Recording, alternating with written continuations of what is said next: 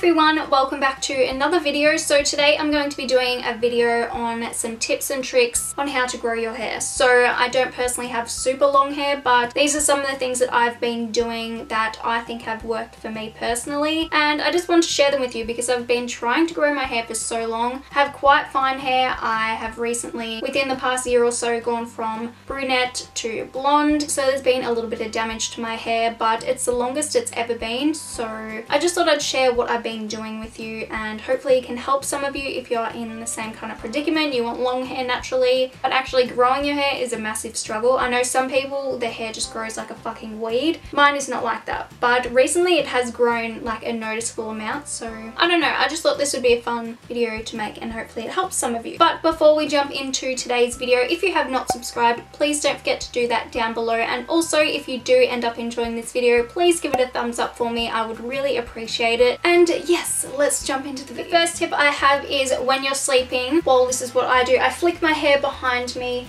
and I kind of either tie it up loosely or just like make sure it's laying up on the pillow behind me so I'm not laying directly on it, just to prevent any breakage or any tangles or anything like that. Next up, I'm sure you guys are waiting for it, use salon quality products. So majority of supermarket shampoos and conditioners do contain silicone, which do coat the hair, which prevent nutrients and, you know, good stuff getting into the hair. So it can make your hair look very dull. It can affect the color, the look, the volume. It's just not good. So use some salon quality products because they don't contain silicone and they are more concentrate, so you only need to use a smaller amount, which ends up balancing out to kind of like the same price range. And with that, I definitely recommend using an argan oil. I absolutely love argan oil, it's so good. And also like a deep conditioner, whether that's a leave-in like conditioning treatment or whether that's a mask. I personally don't use conditioner, I only use a treatment mask every time I wash my hair, so I think that also helps. Also try to use less heat on your hair, whether that be blow dryer, straightener, curler, whatever. If you are someone who likes to blow dry their hair, if you have to, at least try and let your hair air dry as much as possible before you do blow dry it. Also use a heat protectant, that is very, very important. And then once you're finished heat styling, make sure that you use an argan oil to add back in any moisture that you may have lost. But days that you're just going to be at home, don't straighten your hair, don't use a hair curler, don't use anything like that. Just give your hair a break and it will make such a big difference. Deep condition your hair.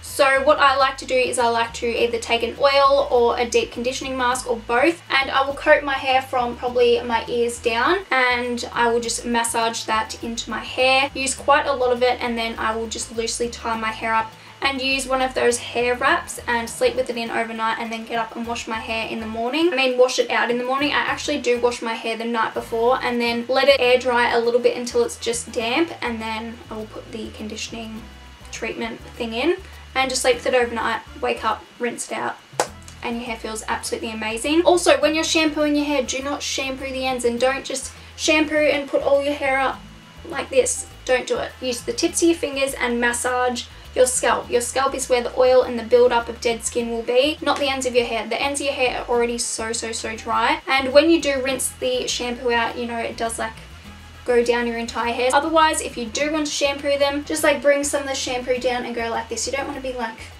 going nuts on the ends of your hair because that's where the lack of moisture is, and then you're just like shampooing on top of that. Not good. Don't do it. Next up is take a multivitamin. So funny enough, I was actually using these hair pills that you can get from Priceline. Can't remember what they're called, but it turns out that the women's multivitamin that I was previously taking had higher doses of, you know, the main ingredients in this hair pill. So about an hour before I wash my hair, I like to take my extensions out and massage my head, or even just play with my hair, because you know, if you touch your hair too much, it tends to get oily or dirty. That's not only because you do have oil on your fingers, but it stimulates the oil glands in your hair, like on your scalp, and just helps them produce more oil. And it also increases the blood flow to the head, which can then in turn, you know, help your hair grow. This is what I heard from a hairdresser years and years and years ago, and that's just what I do. And then I'll shampoo my hair an hour later or something like that. Make sure you are drinking a lot of water, and also eating lots of healthy fats like nuts and seeds and coconut oil and all that kind of thing, because that definitely does help with the strength and the look of your hair. Trim your hair when it needs it. If you start to notice split ends, that is when you're due for a trim. Don't trim your hair every, what do they say, 6 or 7 weeks. I personally don't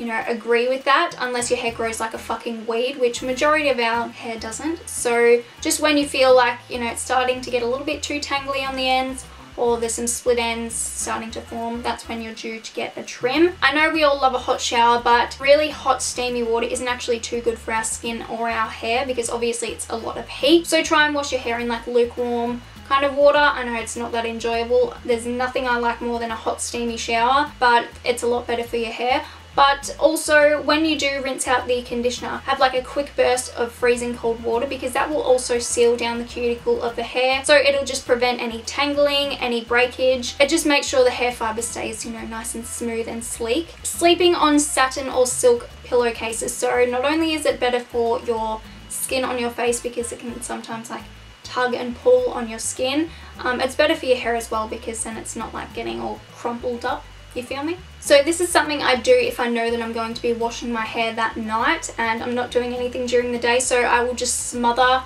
my hair in oil. It's kind of like the leave-in overnight treatment thing, but I just do it with like an argan oil or something like that when my hair is dry, because I know that if my hair looks greasy, it doesn't matter because I'm still at home, and also I'm going to be washing my hair that night just to add a little bit of extra moisture. Why the fudge not? And then lucky last is to attempt to get a low maintenance hair color. So obviously, as you can see right now, I am growing my natural hair color out. I do have like the ombre balayage type thing. That is a very low maintenance hair color and it's very on trend right now, so I feel like that's a good one just to go for. Otherwise, like something close to your natural color where you don't have to get it colored too often.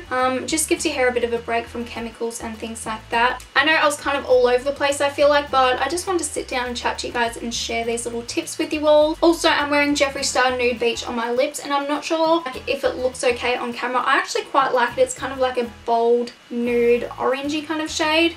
I don't know, it's very summery and very fun, but I think because I have so much fake tan on it can kind of look a bit concealer lips, but I'm kind of living for it. So also this shirt is from Ali Fashion as well. And this choker is from Be Happy Live Pink. Okay, so yeah, hopefully this video did help you if you were looking for some new things to try out to help with the hair growth process. I understand it's so annoying having to wear hair extensions and you just want naturally long, full, pretty hair. I know the struggle, okay? I'm there with you. But yeah, I felt like I knew some random tips and tricks that you may not have heard before, so hopefully it did help you. And once again, thank you all so much for watching. I really do appreciate it, and hopefully I will see you all in my next video.